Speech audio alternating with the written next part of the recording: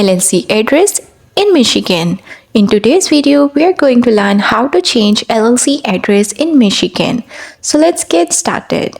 You have four options. The one is currently not available, and that is self-service station. For option number one, you can update online and receive a correct address sticker or card by mail. You can just go to their website and click on the screen provided option.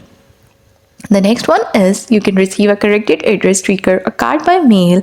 And the last one is you can schedule in visit and cover your all business in 20 minutes.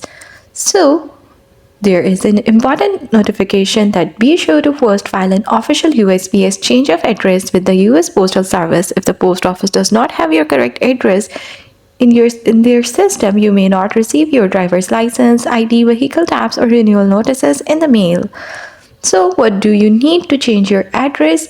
License or ID, your Michigan license or ID number, the last four digits of your social security number. You just have to follow the steps.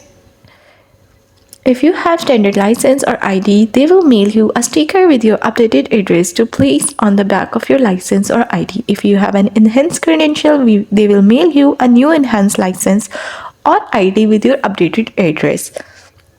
So, if you want to change address on your vehicle, you need your Michigan license or ID number, the last four digits of your social number, and your license plate number.